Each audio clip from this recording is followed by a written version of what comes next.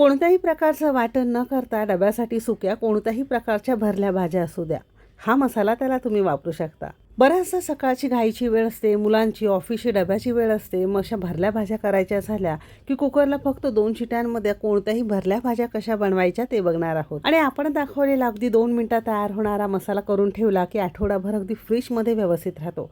फक्त भरल्या भाज्यांमध्ये घालायचा आणि भाज्या कोणत्याही तुमच्या अगदी चुटकीसरशी तयार होतील. तर मसाला कसा तयार करायचा, भरलं वांगं कसं तयार करायचं, आणखीन कोणकोणत्या भाज्या तयार करता येतील, हे सगळं या व्हिडिओमध्ये भरपूर टिप्ससह सांगितलेलं आहे.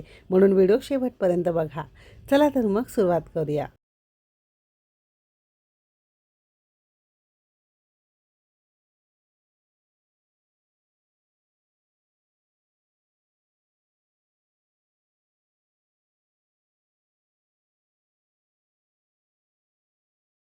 तर आज आपण डब्यासाठी सुकं मस्त चमचमीत मसालेदार भरलं वांगं कसं करायचं ते बघणार आहोत.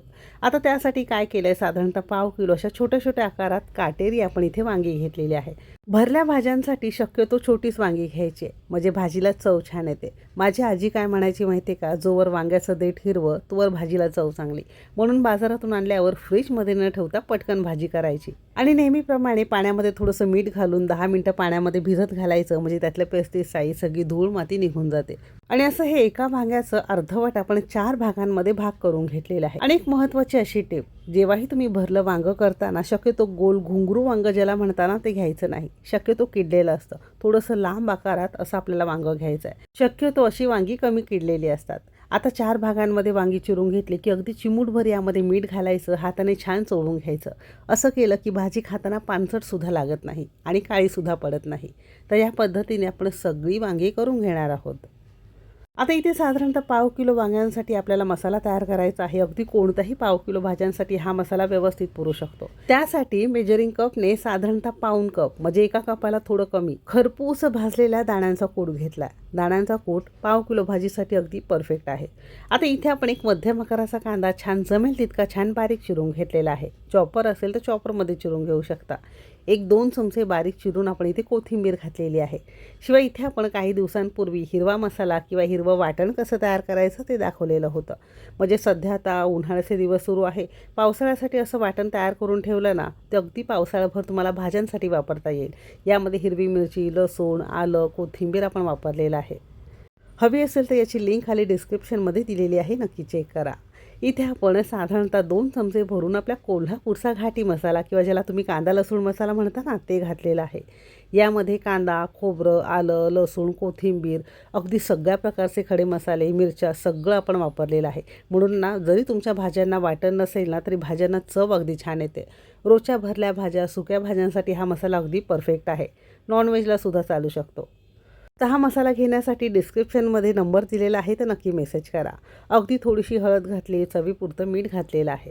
थोडीशी जागा करून घ्यायची आणि यामध्ये 2 चमचे आपण कच्चं तेल घेतलं आहे. तुम्ही अगदी पाणी वापरलं तरीसुद्धा चालू शकेल. आणि हाताने आपण छान कालवून घेणार आहोत. आता जेव्हा लागेल तसं आयत्या वेळेस पटकन तुम्ही हा मसाला भाज्यांसाठी करून ठेवू शकता.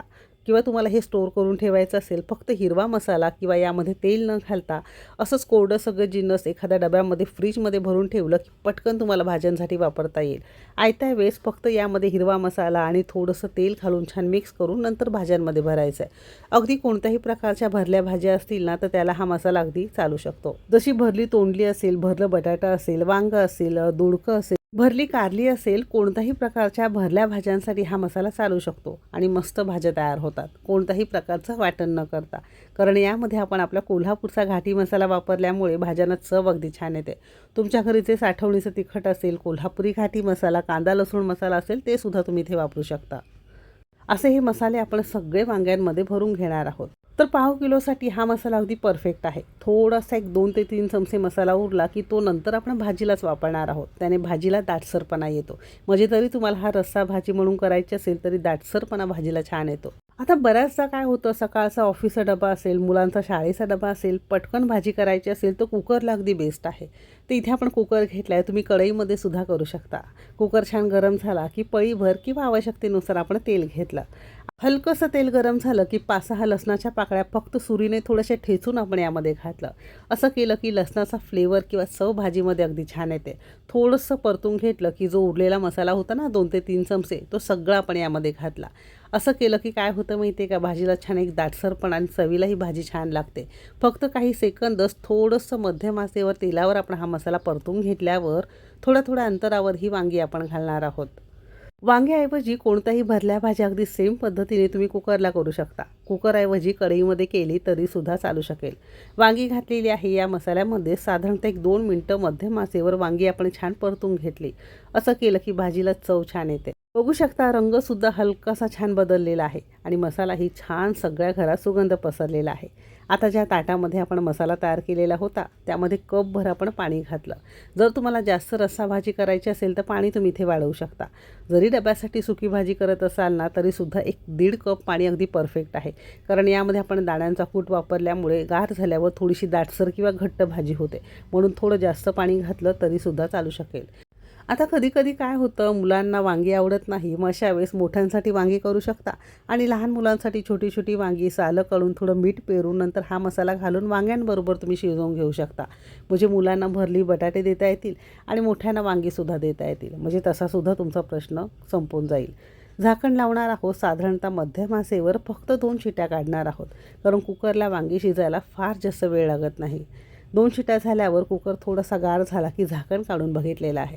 तर अगदी मऊसूत मेणाप्रमाणे मस्त वांगी आपली शिजून तयार आहे. तर हा वांग्याचा मसाला किंवा भरली वांगी ना इतकी छान लागतात की अगदी लहान मुलंसुद्धा आवडीने खातील. खूप जास्त मसाले नाही, खूप जास्त फापड पसारा नाही. अगदी साध्या सोप्या पद्धतीत चवीलाही अगदी छान. आता थोडीशी गार झाली की आणखीन छान याला दाटसरपणा येतो. म्हणजे हा डब्यासाठी सुद्धा नेऊ शकता. जर रस्सा भाजी करायची असेल तर शिजतानाच पाणी थोडं जास्त घालायचं. तर खूप जास्त मसाले न वापरता, खूप जास्त फापड पसारा न करता, कोणत्याही प्रकारचं वाटण-घाटण न करता असा हा मस्त वांग्याचा मसाला किंवा भरलं वांगं डब्यासाठी तयार आहे. रेसिपी आवडली असेल तर लाईक करा. चॅनेलवर नवीन असाल सबस्क्राईब करा. बाजूचं बेल आयकन नक्की क्लिक करा. आणि आपले मसाले घेण्यासाठी नंबर दिलेला आहे, नक्की मेसेज करा. म्हणजे हाय केलं की मसाल्यांची लिस्ट आणि फोटो तुम्हाला तिथे बघायला मिळेल. शुद्ध डंकावर कुटलेले केमिकल विरहित मसाले नक्की ऑर्डर करा. इथपर्यंत रेसिपी बघितल्याबद्दल सगळ्यांचे मनापासून आभार. चला तर मग भेटू एक मस्त आणि जबरदस्त रेसिपीसोबत. तोपर्यंत मस्त खा आणि स्वस्त रहा.